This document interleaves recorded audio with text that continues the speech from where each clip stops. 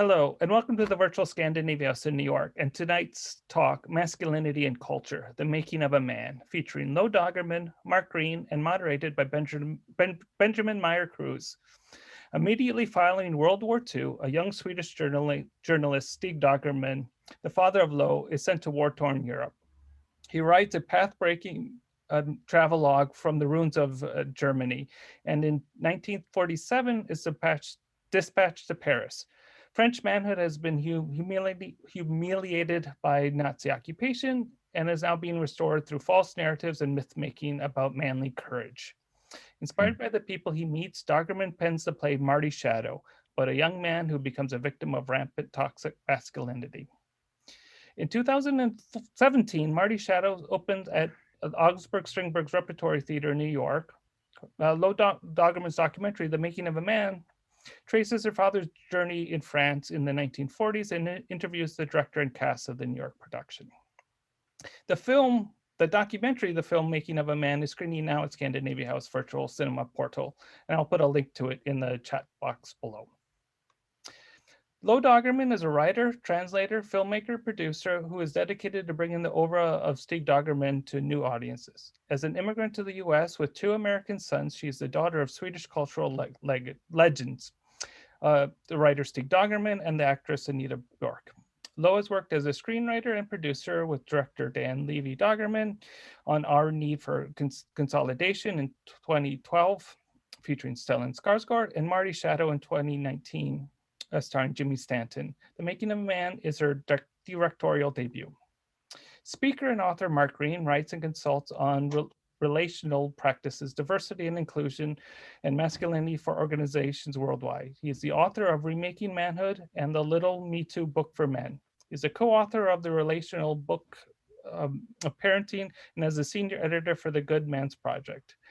Greene has spent over a decade deconstructing our binary riddled dialogues about manhood and masculinity. And moderating tonight is Benjamin Mier-Cruz. He is an assistant professor of Scandinavian Studies and Gender and Women's Studies at the University of Wisconsin-Madison. He is currently working on a book project exploring contemporary representations of non-whiteness in Swedish documentary films and visual culture. Benjamin is also the translator among many of his accomplishments for his translation of Stig Dagerman's A Moth to a Flame, published by Penguin UK in 2019. I encourage our guests to ask questions in the chat function below, and we'll ask these questions towards the end of the evening. So please do welcome everyone. Thank you for having us. So I'll go ahead and start. So today we'd like to talk about masculinity, what it means to us, what it perhaps it does not mean to us, and what are the possibilities of masculinities. So our discussion today is inspired by Lo Dagerman's documentary, The Making of a Man, which interrogates the effects of toxic masculinity in Swedish author Stig Dagerman's play entitled Skuggan of Mat, or Marty Shadow, which was written in 1947. Dagerman's play was inspired by a family he met while he was visiting Paris following the Nazi occupation. The play presents the story of Gabriel, who is always compared to his immortalized brother who died in combat. Gabriel's mother sees him as a coward and a failure in Gabriel's struggle with what it means to be a man. So the documentary, The Making of a Man, connects the origins of the play to contemporary performances of it that we can see today. And it illuminates how the story's critique of toxic masculinity resonates with audiences today, as well as the actors involved in the production. So to give us some of our bearings, I'll go ahead and briefly show the trailer for those of you who have not seen it. So I'll just quickly share my screen and we'll go ahead and watch the trailer.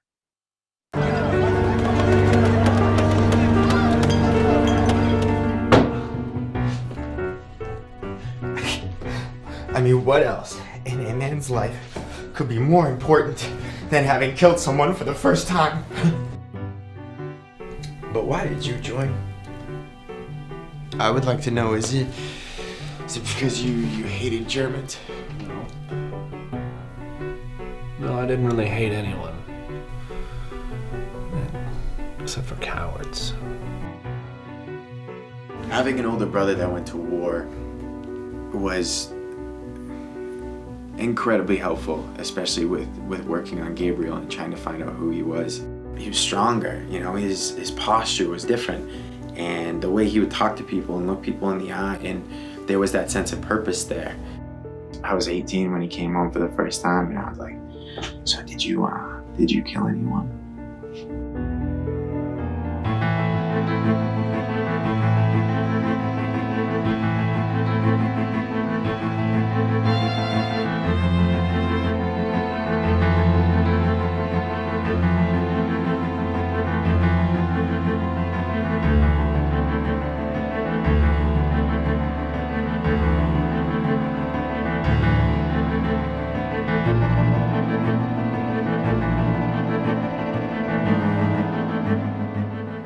I have become a man now.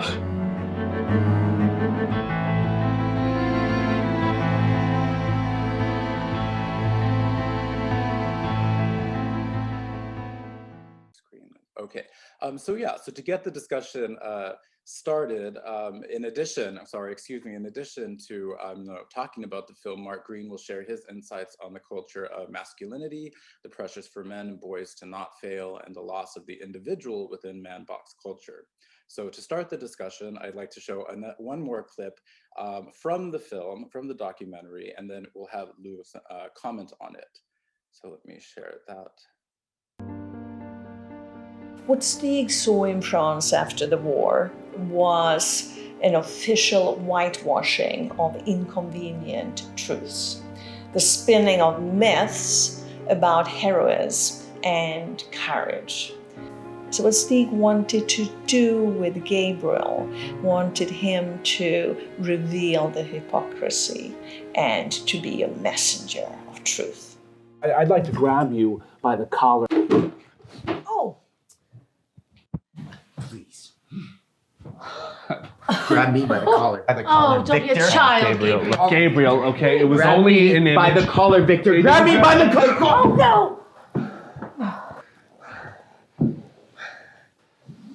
Hey, I'm fine.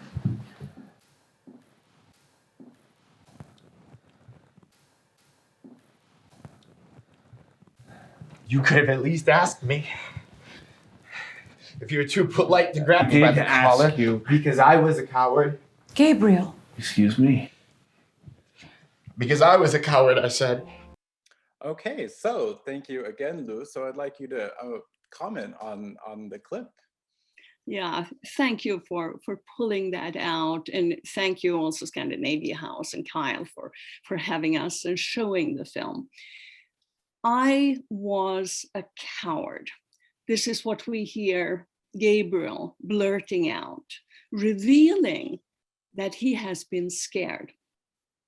So as we have heard here, this was a no-no in France in 1947.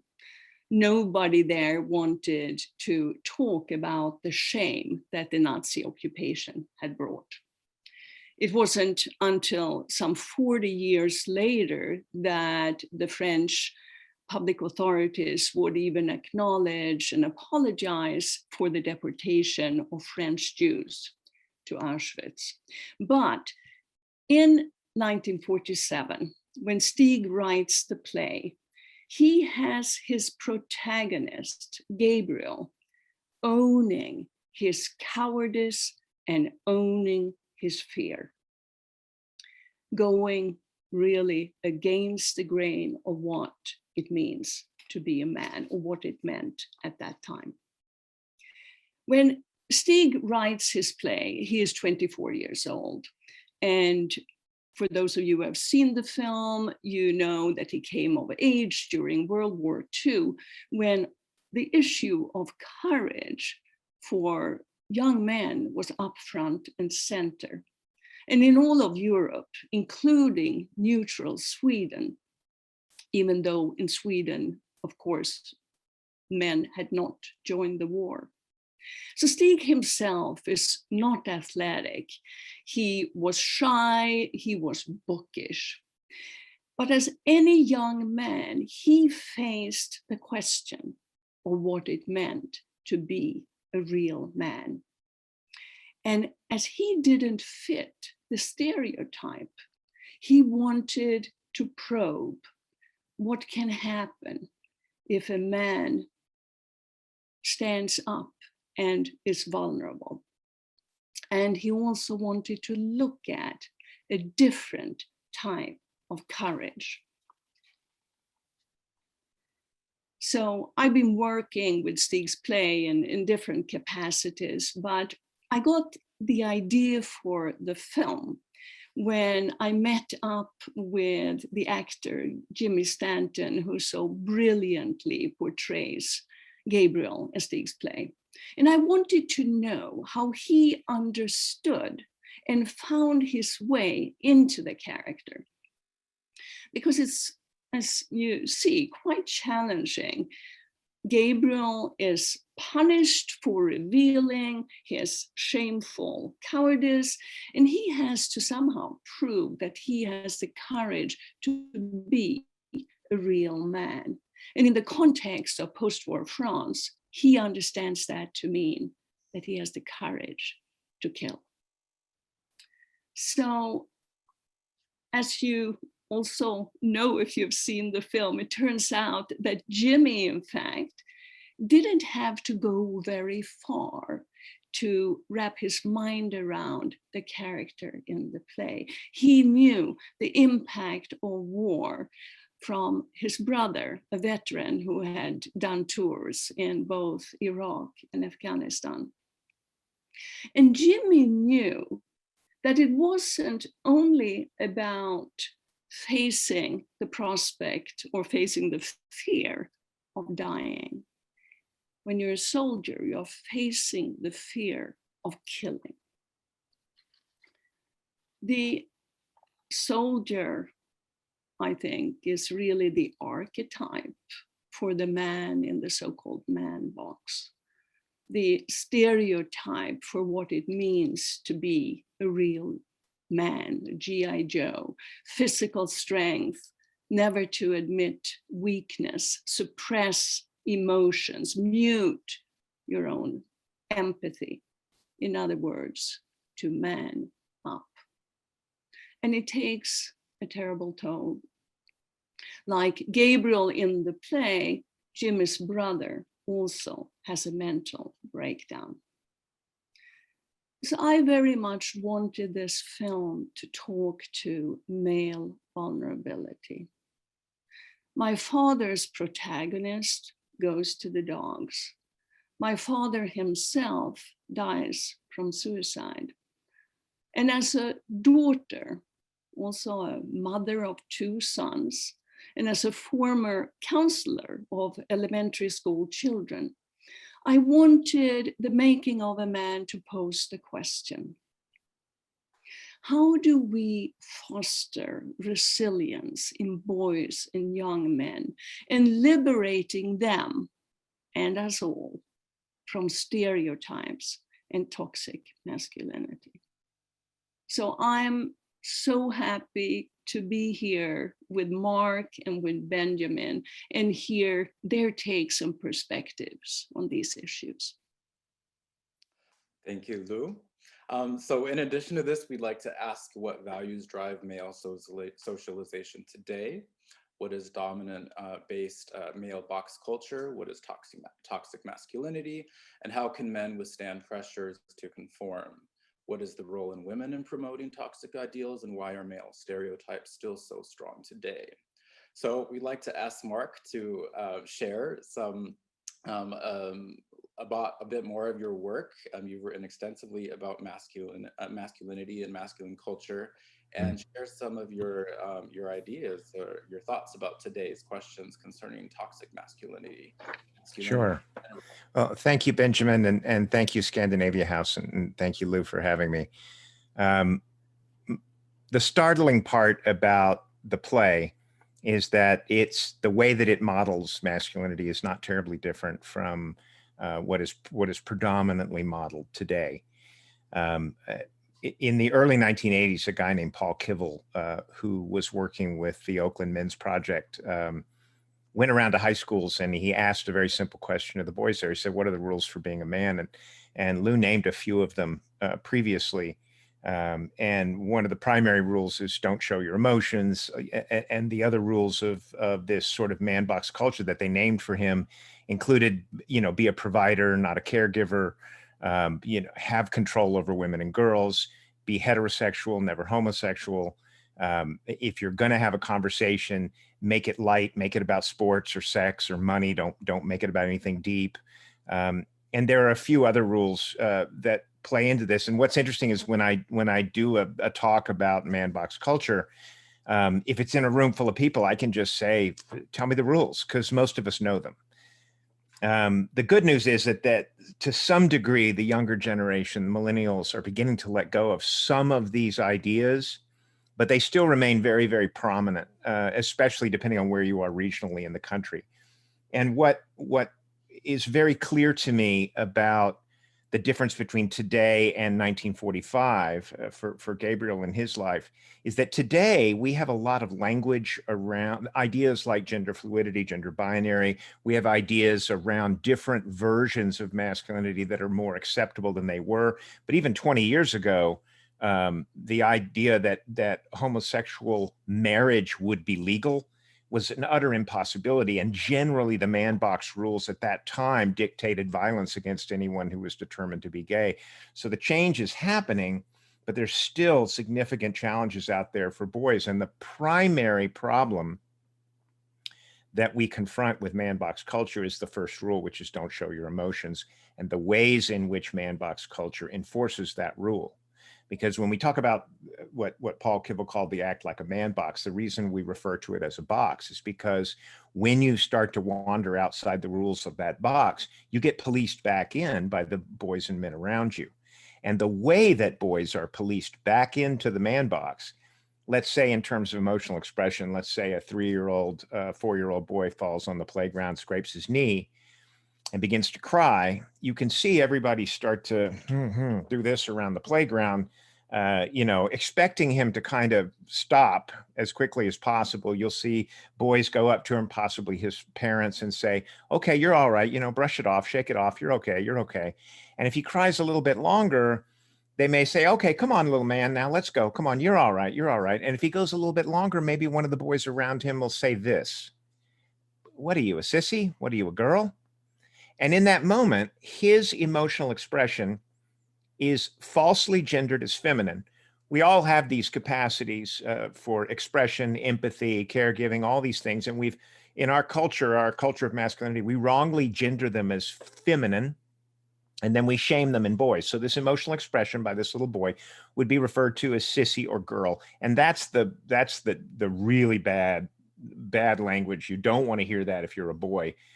So that's used to police him back into the box. And we as young boys use little kid, girly, or gay as a critique of each other to police ourselves back into the box. And we don't do it monthly or weekly or daily. We do it hourly. It's constant. It's a drumbeat. The end result is, of course, that boys quit expressing emotionally. And it is through the expression of emotion that we form authentic relationships. So we get cut off from forming relationships. We don't get to do the trial and error work over a period of years to learn how to express in nuanced ways emotionally. And then we get slotted into this hierarchical, dominance-based culture of masculinity where here's your spot. Now, your job is to accept dominance from the whoever's above you on that hierarchy and dish it out to whoever's below. And if you fail to learn how to dish out dominance, you lose status.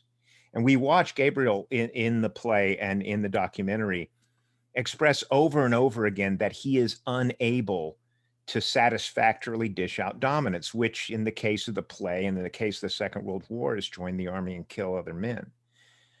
But the long and short of all of this is that these young men are taught dominance hierarchy as the only acceptable expression of gender. And during wartime, whoever's the most successful at dominance and violence literally gets moved up the hierarchy in the military in that context. And any men who cannot bring those kinds of stories after the war is over are silent and shamed in the background. But the end result is that we have a generation of men who are unable to express any kind of these so-called feminine versions of human connection, and they view women as less. Women are simply less. And what's shocking about the play is that we have this culture of masculinity which treats white men as the very top of this pyramid. Everyone else is below. Dishing out dominance to those below is the only way to prove you still belong up there, which means violence toward women, LGBTQ people, BIPOC, everybody. And it plays out in its most extreme form with matricide against a woman who has internalized man box culture and is enforcing it on her son. So it's a shocking expression of all of that. But to suggest that things have changed dramatically since then, they have not. So. Yeah, so how would, and Lou, please also share it, is how would we shift this kind of discourse that we have where, you know, masculinity is defined by what it is not. It is not supposed to be effeminate or feminine or gay, right, queer. How do we shift that discourse? Well, I think you break the cycle. The cycle that we struggle with is first, boys are disconnected. They are stripped of their emotional expression. They're stripped of authentic relationships. And we see exactly how that process plays out in the research of a professor named Niobe Way, who's at New York University. And she published a book a few years ago called Deep Secrets. And what she does is she studies the close friendships of boys. And we have to understand that boys have deeply emotional, poignant, affectionate, emotionally intimate friendships when they're young. Very powerful. You watch 4-year-old boys play together. It is a beautiful expression of connection. And in early adolescence, she would go to boys and she would say, what does your best friend mean to you? And the two things these boys have said for 3 decades of research, they've said consistently across different socioeconomic groups, different parts of the country, they've said, I love my best friend. In early adolescence, they use the word love without shame. And the other thing they say is, without my best friend, I would go crazy. Then 4 years later, as part of this research, she would go back and talk to the same boys. And she'd say, you know, what's going on with your best friend? And these boys consistently would say, well, you know, my best friend, Mike, he's around the corner, but I don't see him that much anymore. Another boy said, yeah, that friendship, it feels like it's on a crossfade. It feels like it's fading out. And what she discovered in her research, and this language comes up again and again, it comes up in a lot of different locations, but Niobe discovered that these boys are busy proving, as you said, Benjamin, what they are not, that they are not little kids, girly, or gay. And in that process, they let go of these friendships. And at that point in late adolescence, their suicide rates become 4 times that of girls. So we systematically shame boys out of intimate, meaningful, joyful, authentic human connection. And if we want to break this cycle of man box dominance culture, we have to create a masculinity of connection. And the best way to do that is to teach our sons to express emotionally, to connect emotionally, to encourage their close friendships, to not buy into this thing that we have to toughen our sons up in order for them to survive out in the real world, but to instead, through connection, and this can be done by teachers. Boys are taught man box culture by every single individual in their circle. It starts with their parents and their brothers and sisters. It becomes the local coaches and teachers and the priest at the church and everything they see on TV. If we can break that cycle and instead stay in dialogue with them and hear what's going on for them in their own internal dialogues and their voices, this back and forth of relating is what will teach them the nuanced ways to express emotionally and connect with relational capacities. Go ahead, Lou, do you want to? Yeah. Oh, you're just giving me the. No, I didn't mean to interrupt. Oh yeah. Well, the last. Oh, thank comment. you. That's like a yay. So the last part of the equation is if we can keep them in dialogue, learning to express and connect and be in connection with who they are authentically and not hide it to fit these 6 or 8 rules of the man box, but instead to express openly. And this is going to include things like, well, I think I may be gender fluid, or I think I don't want to do sports. I'm a little worried about that. This kind of seems violent to me. Whatever they're doing that comes naturally to them should be encouraged. Okay, well then let's go read a book. Whatever's right for you, because masculinity isn't a singular term. There's a multiplicity of masculinities that are possible. They will reach a tipping point where they begin to understand the value of authentic human connection to the degree that they're like, the caricature of gender that we offer boys and girls in America, they're going to be like, I don't want that. That's not, no. And so that's the key, is break the cycle. Way back here, when we teach them emotional disconnection, instead of trying to break it up here when they've lost that resource and are now trapped in this hierarchy, it's much more difficult over here. Lou, do you want to add? Yeah, just a few things. I agree that one has to look at the development over the lifespan and different points of intervention as you know, a boy, a young man, an adult man develops. As a counselor who worked with young children, counselors, school counselors everywhere are working so hard to teach all the kids in emotional language. What is difficult at the elementary school level is that we don't have enough males. So there is a woman teaching this. And even though they love you, there are exactly what Mark is saying, all the peer pressures. So, you know, the whole issue around role models, male role models at all level of development is very, very important. This really falls to fathers, I think, more than they are the first line of defense against this idea that we need to break our ability to connect with others and just toughen it up and be this, you know, the man box masculinity is primarily about doing. How much, you had sex yesterday, or you made money yesterday, but did you do it today? Did you make money today? And it's a treadmill, right? It never stops. You have to keep going and going and going. You have to keep reproving your masculinity every day because it's about doing, not being. Man box culture doesn't care who we are as individuals. It cares whether we can do these markers over and over again. And in case there's any question in anyone's mind about what the purpose of all this is, this hierarchy is designed to simply move power, privilege, and political force to the top. That's what it's for. It's to move money up. That's what it does. And ultimately, everyone that's on this hierarchy, sooner or later, is either going to scrabble and fight and battle their way high enough up that they maintain some power into old age, or they're going to age out. And so 99% of men don't get to a place where they continue to have this man box power after a certain age in their lives. So we find that we can't pick up women as well as we might have one time, or we lose a job, or God forbid we fall ill. Divorces happen, huge life challenges. And because we don't have a robust circle of male friendships to rely on to resource us during times of crisis, this is why you see such high suicide rates among not only men, but white men.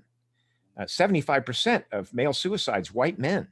75% of suicides total? I don't even know, but it's a giant number. It's ridiculously skewed toward white men. And it's because we're in a game that's rigged. We're chasing the rabbit around the track. We think we're going to get some meat, but we're the meat. We're it.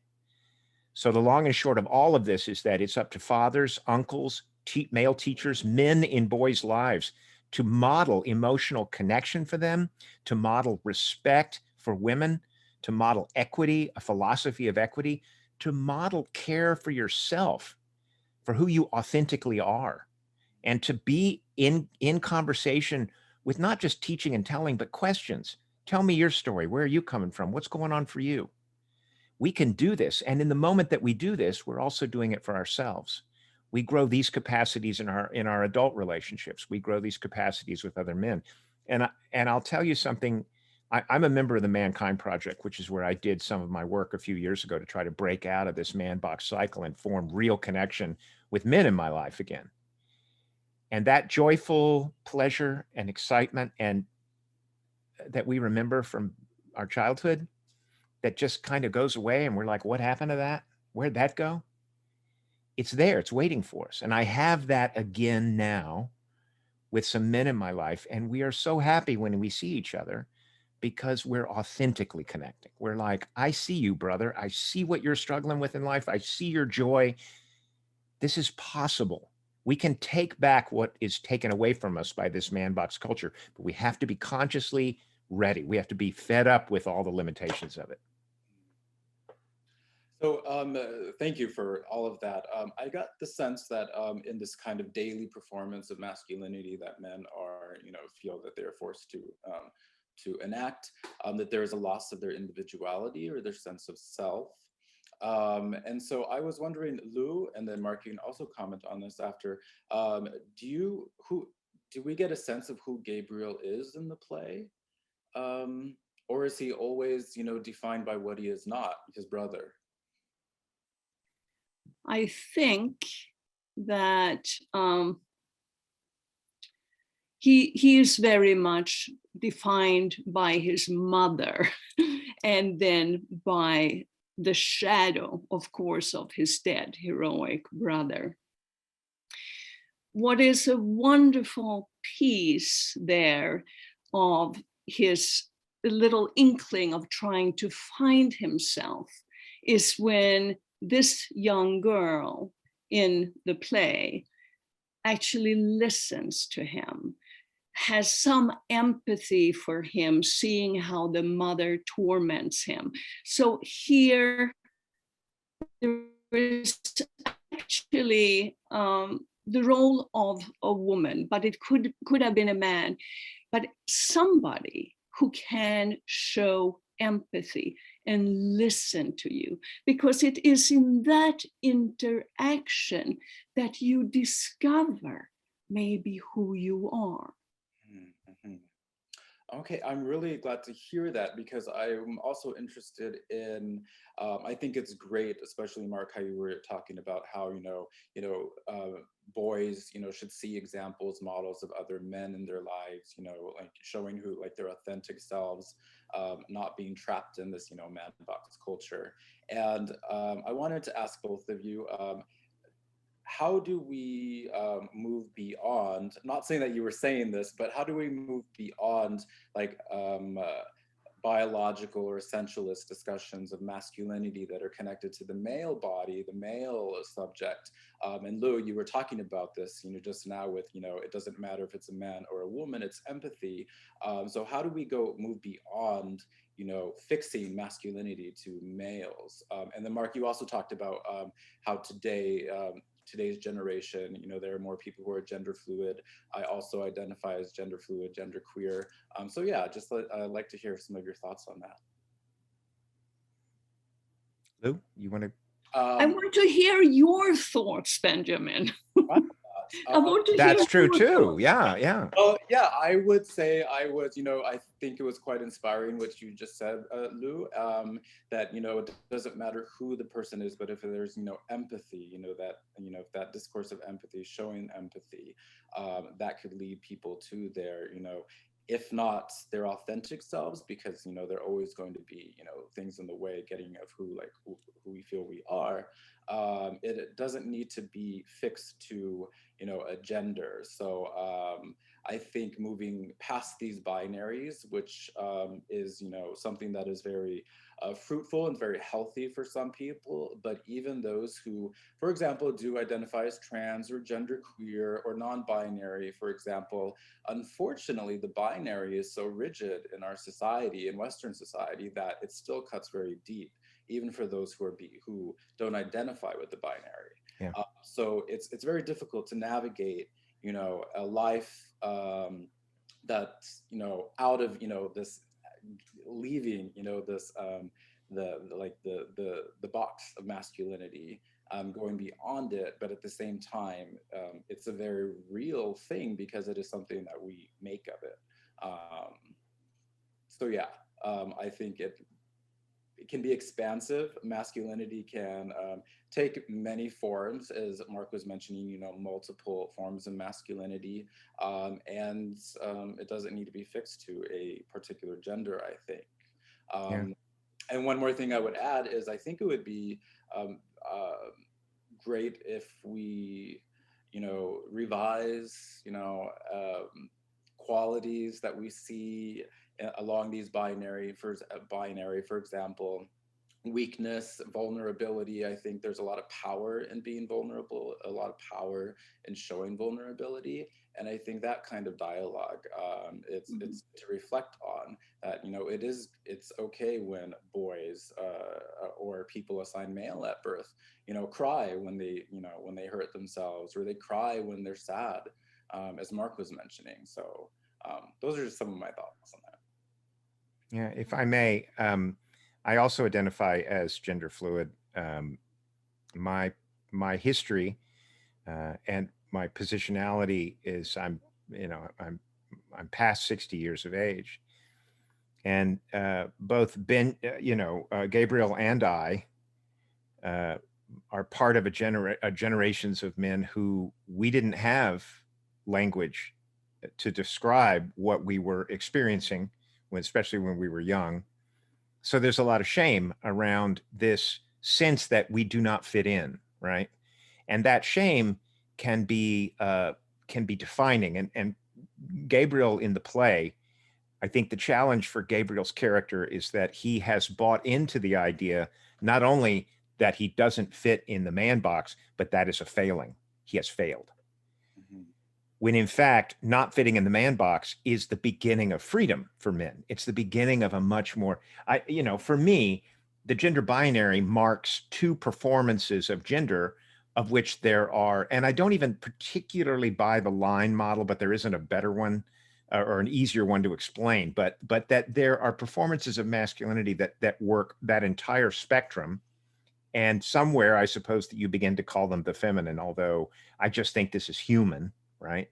And then I also believe that we move up and down that spectrum depending on the context we're in, right? How we're performing masculinity. How I perform masculinity when I'm in a bar drinking beer in Galveston, Texas is very different than if I'm at an LGBTQ parade in New York City. I simply code switch. I just do the movements. And because I grew up in a time when there was no space for the term gender fluid did not exist, my proclivities were hidden, and they remain hidden to this day, because it's been too long getting out publicly and openly about those aspects of myself is strikes me as being would shock a lot of people that are close to me, and they can hear this conversation, and there's a difference between hearing me say it and watching me perform it. So for me, I feel like men of my generation, and certainly men of Gabriel's, have deep and abiding shame about not fitting into the man box. And for me, it took half a century to get free of it. Can I argue with that a little bit? Sure, please. No, please do. It's different interpretations. You know, I've been looking at Gabriel and trying to also understand him. And I would phrase it a little bit differently. It's not that he buys into the man box until all avenues towards belonging and love, affirmation, seems to be closed off. He is then, it's sort of the rug being pulled out from under him, and he says, hell yeah, okay, this is what I need to do in order to belong.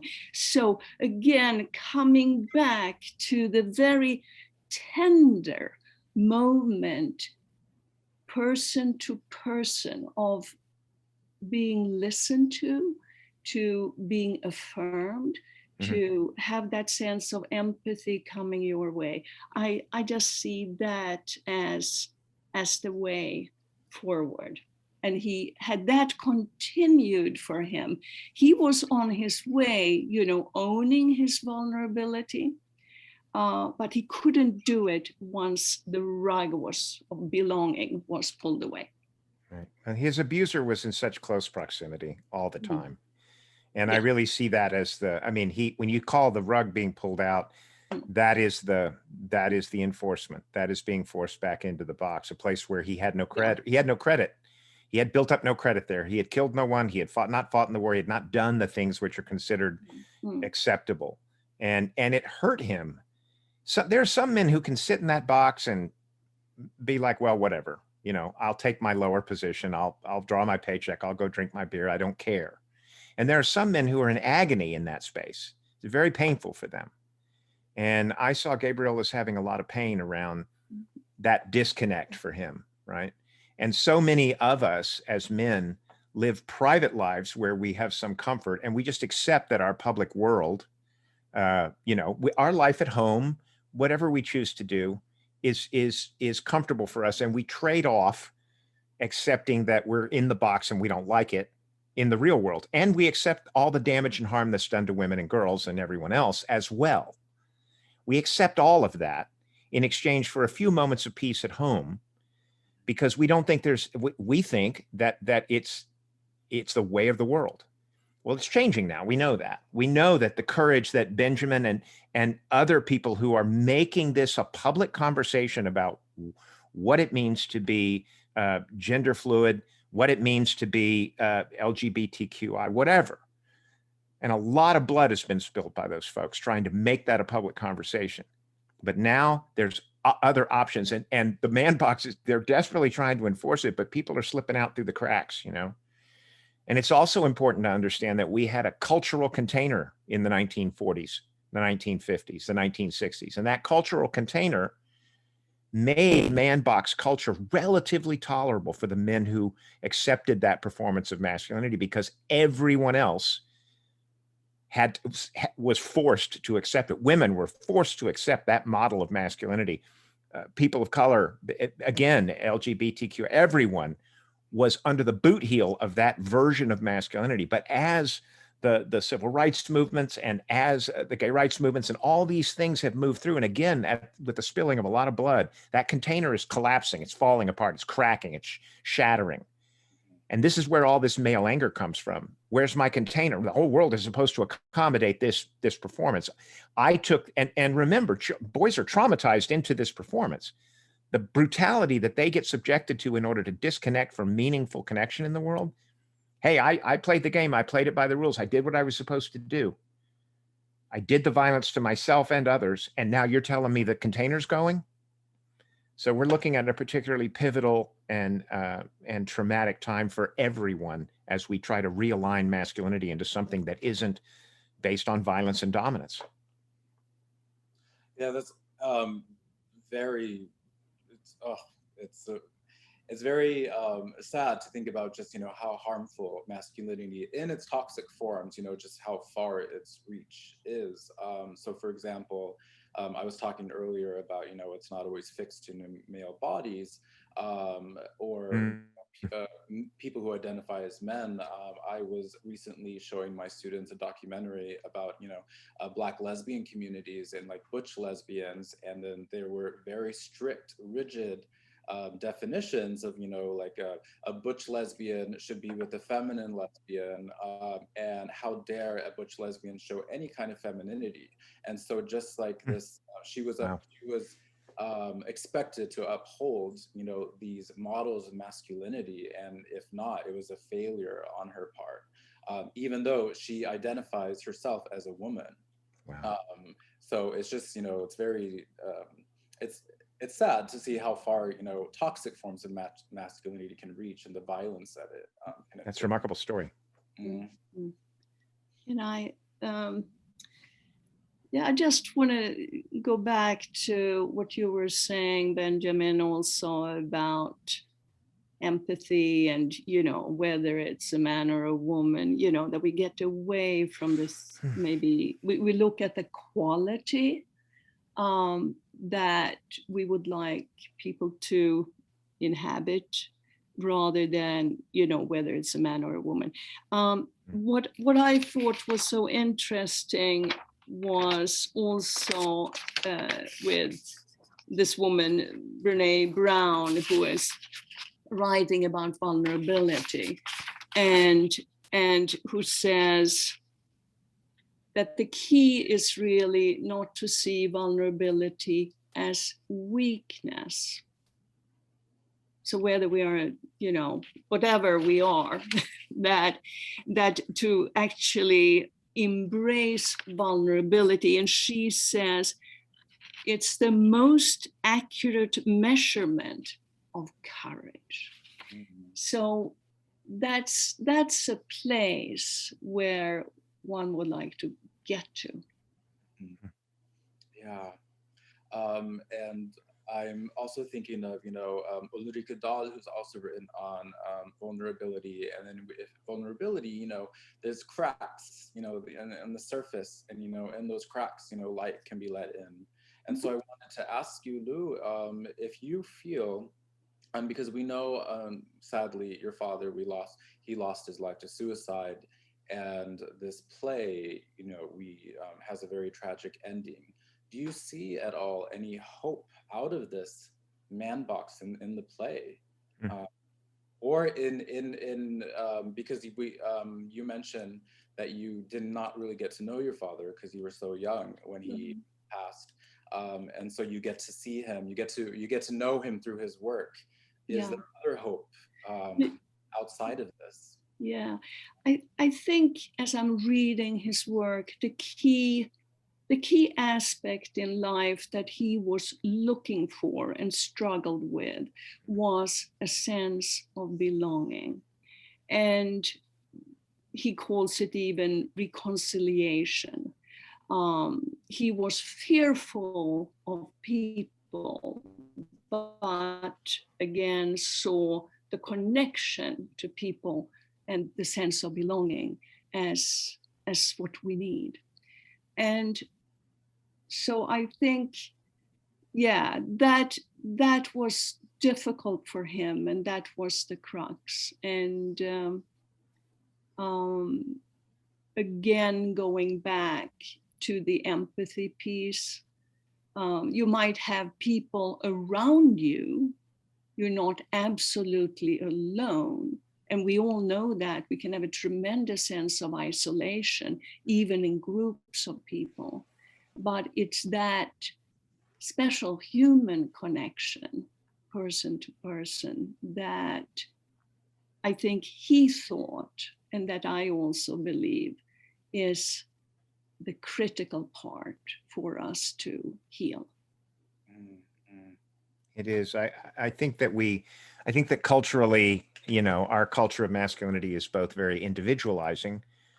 We have this cult of the individual, that if you don't do it on your own and by yourself, you didn't really do it at all. We also have an aspect of masculinity which is deeply and fundamentally isolating, because we hide those aspects of ourselves that don't fit this idea of what a man is, which for all of us is something significant often.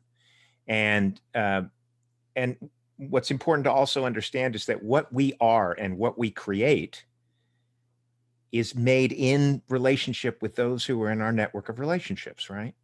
And if we're cut off from them, then that level of isolation, it doesn't matter if we have relationships with people that are surface level, those aren't going to help us. They're not going to do any good. When our crisis moment arrives, we're not going to have the resources we need if we're not in some much more richer. And so if we can teach boys and men and women and girls and everyone the value of centering relationships over roles, and relationships over, and gender is just another role, as is all of these other factors that we struggle with every day, that yes, those things matter and they're relevant, but what happens when we care for our relationships? And that's what I think people are starving for. And that's what I think we have cut boys off from, and in a way, girls as well. But we've definitely cut boys off from that caring for relationships idea, because we're an individualized bootstrap country and everything's very, So my hope is that any man who's listening to us tonight, most of the time these conversations initially cause a sense of sort of like rejection, like frustration, like what, but if you have that little nagging voice in the back of your mind that, your best friend, you call him every 3 years, what's going on with that, And if you want to do the work, if you want to try to connect more, and you can find it, men's organizations are everywhere, right? The Mankind Project and Everyman and Human, they're in Europe, they're here, they're all over the place. great organizations, connect with one of them and go sit in a circle with men who are ready to tell their stories and start living that reality of honest dialogue with other men, and it will wake up your heart. It's a remarkable phenomenon. That's great. That's inspiring. So looking at the time, should we take maybe questions from those who are Sure. There's a question at the beginning. How did the man box culture, how did the man culture or how to be a man develop? I think it accelerated with the advent of the Industrial Revolution, when men came off the farms and onto the shop floor and were completely disconnected from their families all day long. They began to get handed that paycheck. Women were refused the opportunity to work. So men had the economic power in that moment. And they basically accepted this idea that they were the masters of their houses if they could be mastered on the shop floor by the larger organizations. And but it's always been around. Dominance culture has been around in one form or another in Western civilization and elsewhere since the beginning of time. And the tragedy is that we know from D&I research from Deloitte and other organizations that when you have a fully inclusive organization, when you have women and people of color and everyone at the top in control, in positions of power, you get radically higher levels of innovation, productivity, profitability. The whole system is supercharged in that moment. And go look, if you want to see the data, go to Deloitte.com/inclusion. Which means that for the last 800 years in Western civilization, any progress we've made on the challenges we face as human beings have been limited to what white men could produce, just far less. Where we would be right now, people say, why don't we have rocket packs? All the rest of it, everything could be dramatically better. The innovation is 6 times higher in an inclusive organization, 6 times more innovation over 600 years of European history and American history. Imagine where we would be on every challenge that faces us. And yet here we are choosing to take our dominance over women in exchange for all of those possibilities. And here's a question from, oh, sorry, Lo, do you want to? No, I mean, so Mark, could one say that it's related to the degree of division of labor? Yes, potentially. And also when you went from agricultural societies to you went from hunter-gatherers, then you went to agriculture, and then the next thing was, let's start taking the next guy's land. So when you started getting into a militarism way of conducting human relations, it's born out of all that. But I honestly, there's probably somebody out here who can speak to that question better than I can. And here's a question from Brian Levy. And it's a question especially for Benjamin, but also for the others. As a translator of Stig Dagerman and watching the film, what is your take on Stig's insight into toxic masculinity? Simply early, ambivalent, anything startling, even from a contemporary perspective? That's a great question. So yeah, I translated Brännbarn, a burnt child or a moth to a flame. And that story follows this character, Bengt, who's very, very isolated. So it resonates with a lot of what Mark was talking about this disconnect of like relationships that these young men have. And this story, I won't spoil too much, but it opens with his mother's funeral. And you can just cut the tension with the knife between Bengt and his father, and there's virtually no relationship there. And so Bengt, to get revenge on his very cold father and the pain that he has, he starts to sleep with his father's girlfriend, his partner, and there's an affair.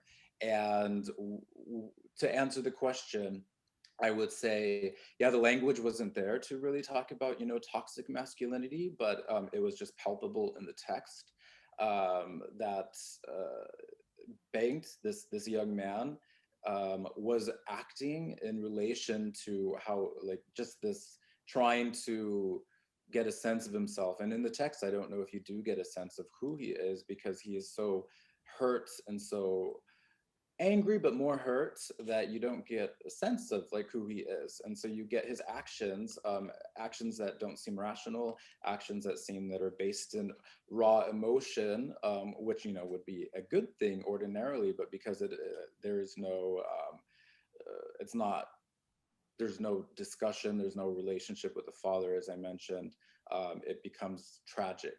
And so I would say Stig Dagerman's work very much critiques masculinity and shows it, in a way, just what Mark was talking about, you know, how the possibilities could be beautiful if people would, you know, have these relationships. And Marty's shadow, for example, also shows that even the people most close to us can be, you know, use that masculinity against us, or use, you know, the tradition of what masculinity is in very harmful ways. I want to note your use of the term raw emotion.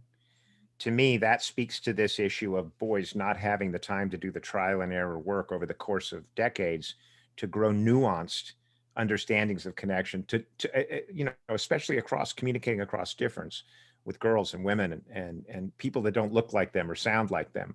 We cut them off from all of that work. So what you're left with is men walking around the world that when they do express emotionally, it comes out in a childlike way. It's raw, right? And men are granted permission in terms of emotional expression. Men are allowed anger. That's acceptable. They can do that. So often that's what they default to. But this idea of raw emotion, we all have to learn over time how to accept emotions from others without collapsing into them, without getting reactive, how to move back and forth in those relational spaces and listen and understand and relate and hold uncertainty, and all these capacities, which are human capacities that boys are cut off from when we tell them, don't show your emotions, don't do it. Can I just add one thing, Benjamin? You spoke very nicely about Stig's A Moth to a Flame.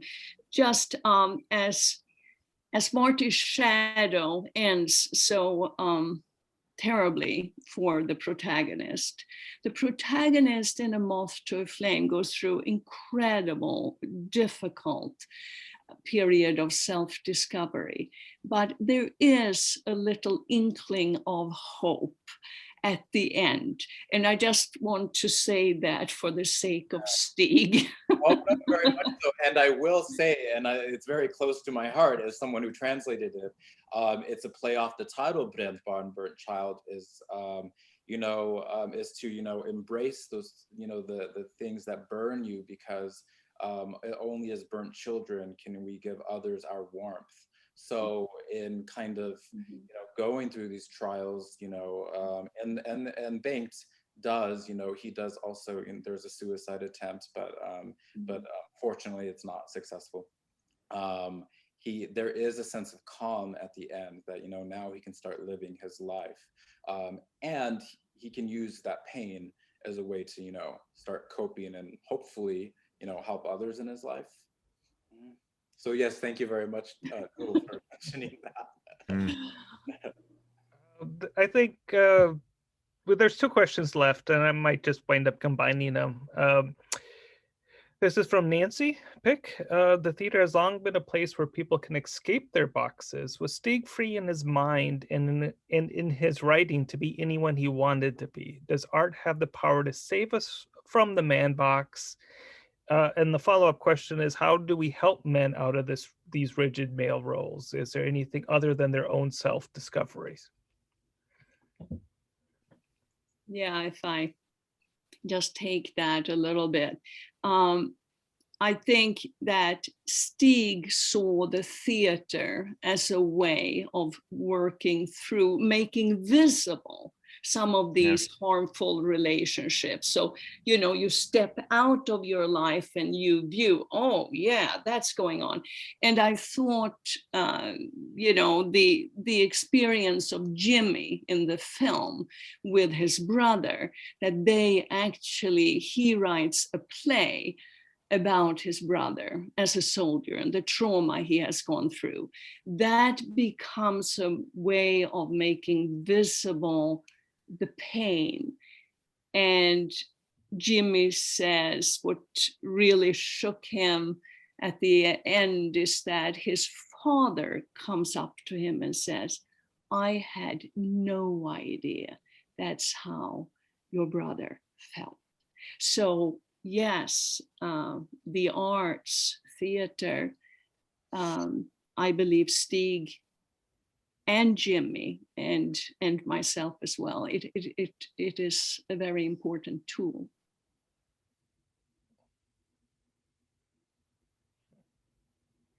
Any other comments? Okay, well, I think that's a perfect place for us to end. Thank you so much for joining us tonight, and thank you so much for this wonderful conversation. As it's been mentioned before, the film is on our virtual platform, along with some other wonderful films. There's a great one starting on Friday, a Finnish film called The Force of Habit, which is a sort of a response to the Me Too movement. It's 6 short films told about women's relation or sexual harassment in everyday life. It's a wonderful film. So it goes on a lot on the toxic masculinity and how the effect on women in our societies. So please do check that out. But thank you again for joining us. This panel has been recorded, and it will be on our YouTube and our Scandinavia House stuff. The Scandinaviahouse.org page if you want to tell a friend about this. So thank you, and I hope to see everyone soon. Yes, thank you. It was a so pleasure much. speaking with you both. Yeah, thank you very much.